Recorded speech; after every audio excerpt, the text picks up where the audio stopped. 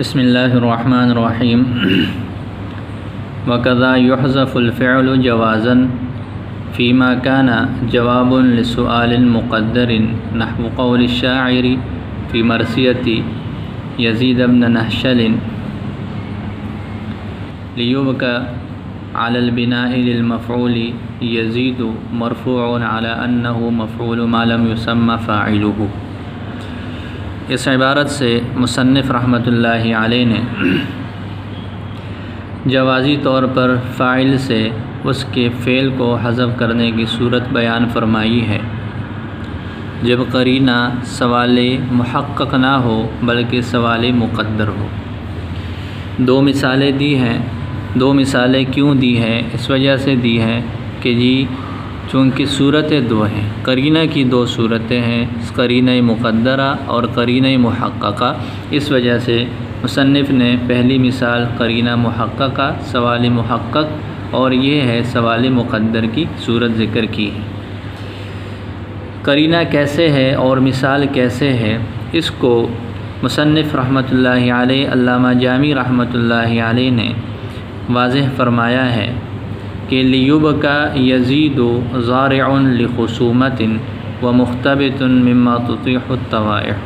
یہ ایک شعر ہے جس کو صاحب کافیہ نے ذکر کیا، اور یہ شعر یزید ابن نحشل کے مرثیہ میں اس کے بھائی زرار ابن نحشل نے اس کو پڑھا تھا۔ جب اس کا بھائی یزید مر گیا تو یزید کے مرنے کے بعد اس کے بھائی زرار ابن نحشل نے یہ شعر پڑھا تھا۔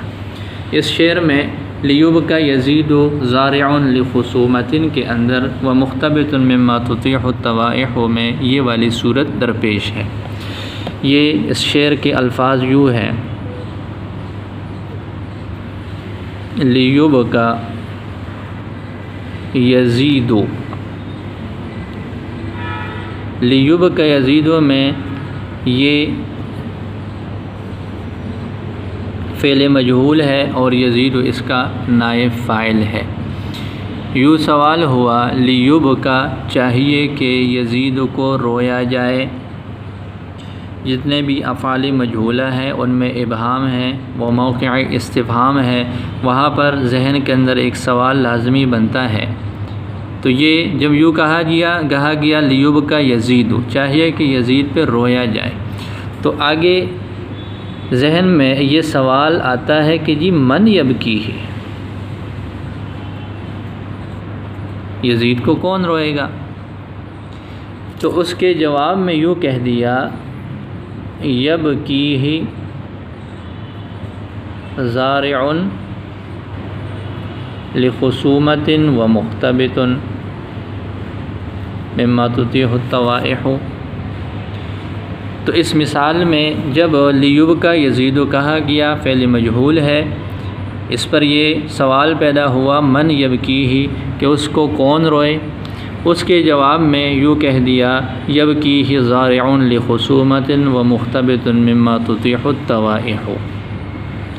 تو یہاں پر من یبکی یہ سوال مقدر ہے۔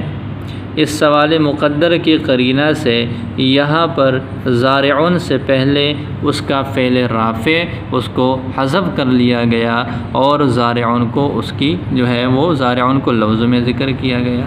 تو محلی استشہاد اس شعر کے اندر ضارع کا لفظ ہے کہ ضارع فاعل ہے اور اس کا فعل یبکی ہی ہے جو یہاں پر محذوف ہے، اور اس کا قرینہ وہ فعل مقدر ہے، وہ سوال مقدر ہے من یبکی ہی کہ اس کو کون روئے۔ یہ شرح کی عبارت میں یہ تو لہذا یہ ہو جائے گی اس کی صورت جو محل استشہاد ہے۔ باقی شرح کی عبارت ہے تو شرح کی عبارت میں وَكَذَا يُحْذَفُ الْفِعْلُ جَوَازًا فِيمَا كَانَ جواب لسؤال مقدر نحو قول الشاعر، یہ ساری عبارت واو یہ متن کا حصہ ہے۔ متن کے بعد یہ جو قضا کے بعد جتنی عبارت ہے یہ ساری عبارت ماقبل پر عطف کو ظاہر کرنے کے لیے، ماقبل کے اندر یہ بات وضاحت کے ساتھ گزر چکی ہے کہ جی اس کو فعل کو جو ہے وہ حذف کیا جائے گا جہاں پر وہ سوال محقق کے لیے جو ہے وہ جواب واقع ہو۔ تو یہاں پر یہ واو کے بعد جتنی عبارت ہے کہ جی اسی طرح، یعنی جس طرح ماقبل میں ہوا اسی طرح جب وہ کوئی سوال مقدر آ جائے تو وہاں پر بھی اس طرح کا حکم جو ہے وہ لاگو ہو سکتا ہے۔ تو واو کے بعد وقضا سے یہ ساری عبارت اسی مقصد کے لیے ذکر کی گئی ہے۔ آگے لیبکا کے بعد مصنف رحمۃ اللہ علیہ نے، علامہ جامی نے علی البناء للمفعول کا لفظ بڑھایا ہے۔ علی البناء للمفعول کا مطلب یہ ہوتا ہے کہ یہ کسی فعل کے بارے میں بتانے کے لیے کہ وہ معلوم ہے یا مجہول ہے، یہ لفظ استعمال کرتے ہیں۔ علی البناء للمعلوم کا لفظ استعمال کرتے ہیں۔ للمعلوم کا لفظ جب آ جائے تو مطلب ہوتا ہے کہ جی یہ فعل معروف ہے، معروف کے صیغہ کے ساتھ ہے، اور علی البناء کے ساتھ للمجہول کا لفظ آ جائے تو مجہول کے لفظ آنے کا مطلب یہ ہے کہ یہ فعل اور یہ صیغہ جو ہے وہ مجہول کے صیغہ پر ہے، یہ معروف کا صیغہ نہیں۔ تو لیبکا یزید، لیبکا کے بعد بھی ذکر کیا علی البناء للمفعول، علی البناء للمجہول بھی کہہ دیتے ہیں، علی البناء للمفعول بھی کہہ دیتے ہیں، تو اس کا ایک ہی مطلب ہے کہ یہ صیغے کی بناوٹ ذکر کی۔ یزید کے بعد مرفوع علی انہ مفعول ما لم یسمى فاعلہ، یزید کا جو لفظ ہے اس کی ترکیب کی طرف اشارہ کیا کہ یہ ترکیب میں واقع ہے، نائب فاعل ہے، نائب فاعل مفعول ما لم یسمى فاعلہ واقع ہے لیبکا فعل مجہول کے لیے۔ آگے زارعون کا لفظ ہے، زارعون کے بعد شارح رحمۃ اللہ علیہ نے عاجز اور ذلیل کا لفظ نکالا ہے۔ یہ عاجز اور ذلیل زارعون کا معنی ہے کہ زارع کے دو معنی آتے ہیں، مشابہت کے معنی بھی آتا ہے جیسے فعل مضارع، اور اسی طرح یہ عاجز اور ذلیل کے معنی میں بھی آتا ہے، تو یہاں یہ عاجز اور ذلیل کے معنی میں ہے۔ وَهُوَ فاعل الفعل المحذوف سے مصنف رحمۃ اللہ علیہ نے اس مثال کا انطباق کیا ہے۔ وَهُوَ فاعل الفعل المحذوف سے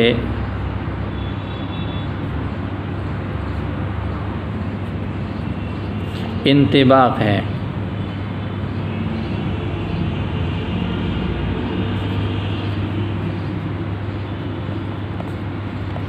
انطباق کا کیا مطلب ہے کہ جی مثال کو ممثل لہو پر فٹ کرنا ہے۔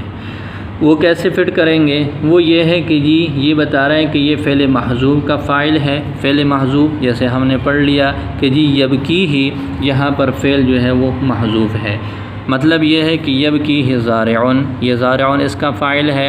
تو آگے ذکر کر لیا کہ جی یہ یبکی ہی زارعون بقرینۃ السؤال المقدر، یہ سوال مقدر کا قرینہ ہے۔ وہ سوال مقدر کیا ہے آگے اس کو بھی ہم نے لکھ لیا کہ جی من یبکی ہی، یہاں پر سوال مقدر ہے۔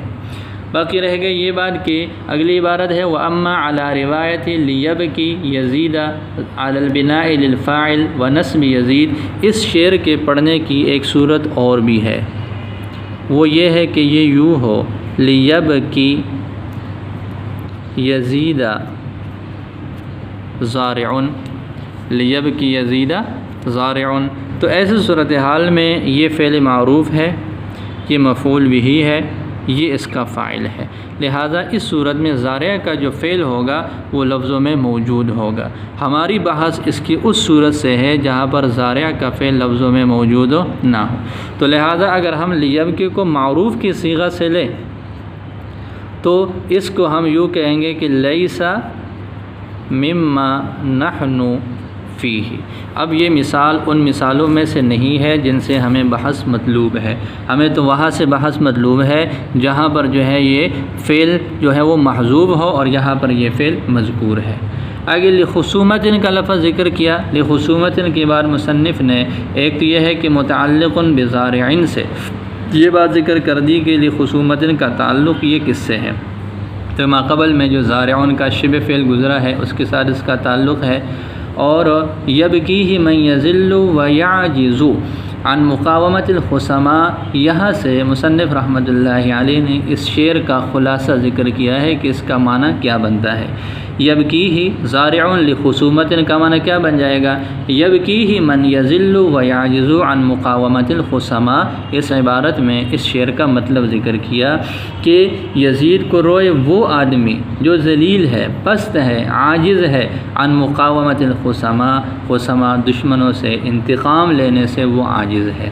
اس کی کیا وجہ ہے؟ آگے شارح نے اس کی وجہ ذکر کر لی، لأنہ کان ظہیرا للعجزۃ والاذلہ، اس لیے کہ یہ جو یزید تھا یہ اس طرح کے لوگوں کے لیے مددگار تھا، تو اس وجہ سے یہ اس پر جو ہے وہ حق بنتا ہے کہ اس پر رویا جائے۔ وآخر البیت سے مصنف رحمۃ اللہ علیہ نے اس شعر کا آخری حصہ ذکر کیا جو یہ ہے وَمُخْتَبِطٌ مِّمَّا تُطِيحُ الطَّوَائِحُ۔ اگلی عبارت میں مصنف رحمۃ اللہ علیہ نے اس کی لفظی وضاحت فرمائی ہے۔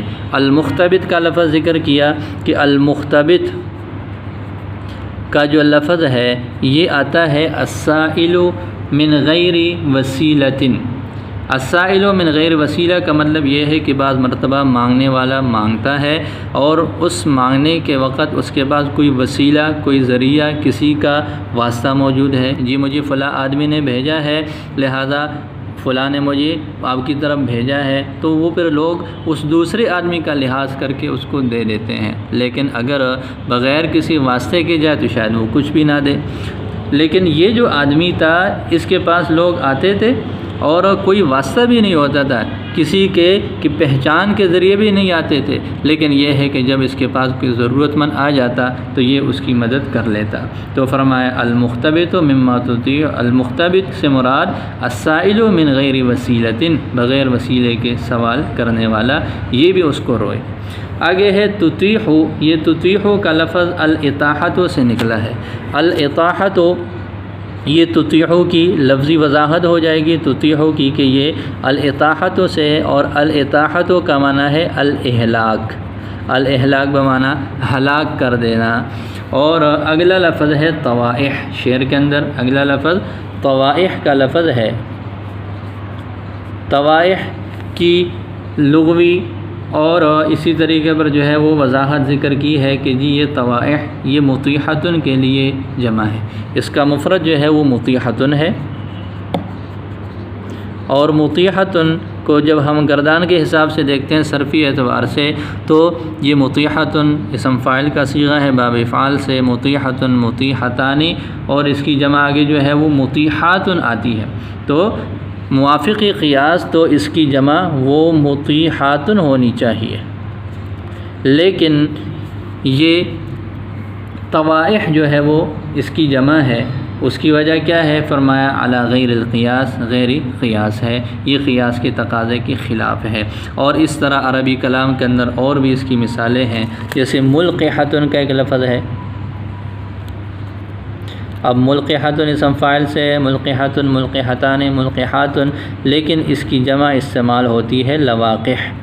اسی طرح مطیحتن اس کی جمع مطیحات آنی چاہیے، لیکن جو استعمال میں ہے وہ طوائح کا لفظ ہے، تو مطلب یہ ہوا کہ یہ خلاف قیاس یہ اس طرح کی جمع بھی لائی جاتی ہیں۔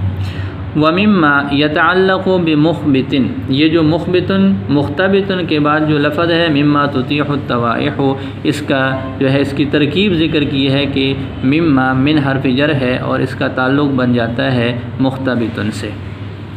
آگے من کے بعد جو ما ہے، ما کے بارے میں فرمایا کہ وما مصدریتن، یہ ما مصدریہ ہے۔ مصدریہ کا مطلب یہ ہوا کہ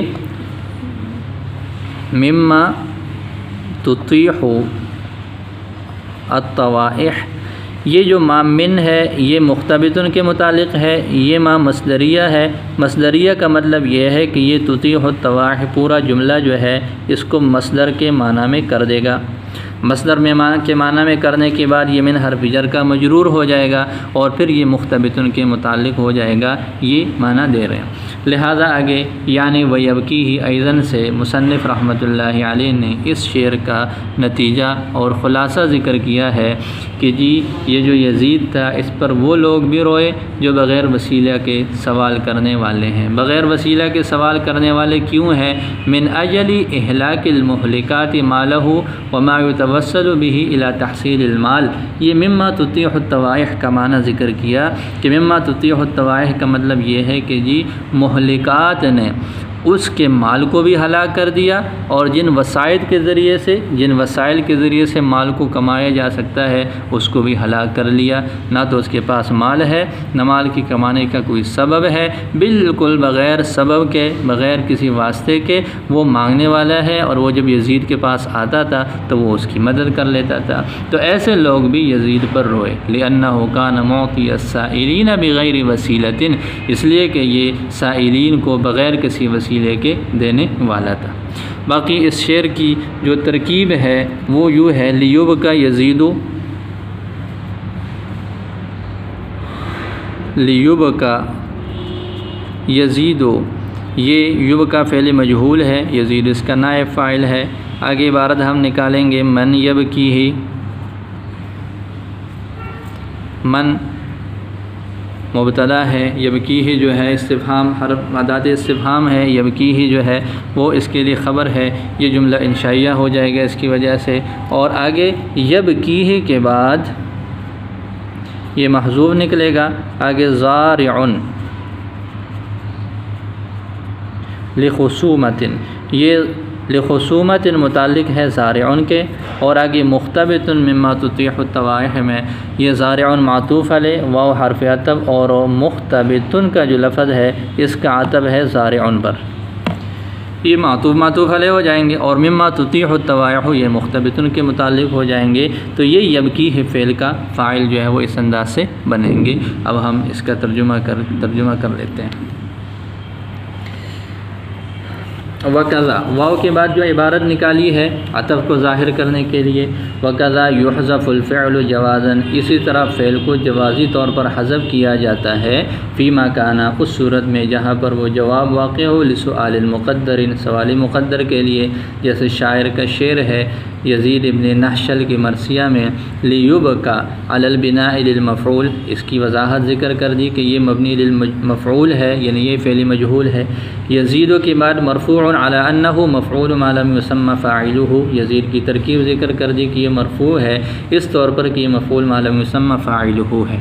زارع کا لفظ ذکر کرنے کے بعد فرمایا کہ زارع کا معنی یعنی عاجز اور ذلیل ہے، وہو فاعل الفعل المحذوف، یہاں سے اس مثال کو منطبق کیا کہ جی یہ فعل محذوف یعنی یبکی کا فاعل ہے۔ پوری عبارت یوں ہو جائے گی، یبکی زارع، سوال مقدر کے قرینہ کے ساتھ، اور سوال مقدر کیا ہے؟ وہو من یبکی، اور وہ من یبکی ہی ہے۔ دوسری روایت یہ ہے، وَأَمَّا عَلَى رِوَایَتِ لِيَبْكِ يَزِيدَ، اگر ہم یزید کو مبنی للفاعل بنائیں، مبنی للمعلوم بنائیں، تو پھر ہم اس کو یوں پڑھیں گے، یزید علی البناء للفاعل۔ اگر ہم اس کو فعل معروف بنائیں اور یزید کو منصوب پڑھیں تو ونصب یزید، یزید کے نصب کے ساتھ، فلیس مما نحن فیہ، تو اب یہ مثال اس میں سے نہیں ہے جس سے ہماری بحث ہے۔ لخصومت، یہ متعلق بزارع، یہ زارع کے متعلق ہو جائے گا، اور پوری عبارت کا ترجمہ یہ ہو جائے گا، ای یبکیہ من یذل ویعجز، کہ روئے اس کو وہ آدمی جو کہ ذلیل ہے اور دشمنوں کے انتقام لینے سے عاجز ہے، لأنہ کان ظہیرا للعجزۃ، اس لیے کہ یہ جو یزید تھا یہ مددگار تھا عاجز اور کمزور لوگوں کے لیے۔ وآخر البیت، اور اس شعر کا آخری حصہ ہے، ومختبط مما تطیح الطوائح، کہ المختبط کا لفظ ہے السائل من غیر وسیلہ، بغیر وسیلہ کے سوال کرنے والا۔ یہ تطیح کا لفظ الاتاحت سے نکلا ہے، الاتاحت کا معنی ذکر کیا کہ الاہلاک، اتاحت اہلاک کو بولتے ہیں، اور طوائح کا جو لفظ ہے یہ جمع مطیحہ، یہ مطیحہ کی جمع ہے، علی غیر القیاس، بغیر قیاس کے خلاف قیاس، جیسے لواقح یہ جمع ہے ملقحہ کی۔ اور جو مما کا لفظ ہے یہ یتعلق بمختبط، یہ مختبط کے متعلق ہو جائے گا، اور من کے بعد جو ما ہے یہ مصدریہ ہے۔ یعنی سے اس پورے شعر کا خلاصہ ذکر کیا کہ ویبکی ایضاً کہ اس کو وہ لوگ بھی روئے من یسأل بغیر وسیلۃ، جو بغیر وسیلہ کے مانگنے والے ہیں، من اجل اہلاک المہلکات، مہلکات کے ہلاک کر دینے کی وجہ سے اس کے مال کو، وما یتوسل به الی تحصیل المال، اور ان وسائل کو ہلاک کرنے کے جن کے ذریعے سے مال کے حصول تک رسائی ہو سکتی ہے، لأنہ کان معطی السائلین، اس لیے کہ یہ سائلین کو عطا کرنے والا تھا، بغیر وسیلۃ، بغیر وسیلہ کے۔ اللہ تعالیٰ سمجھ عطا فرمائے۔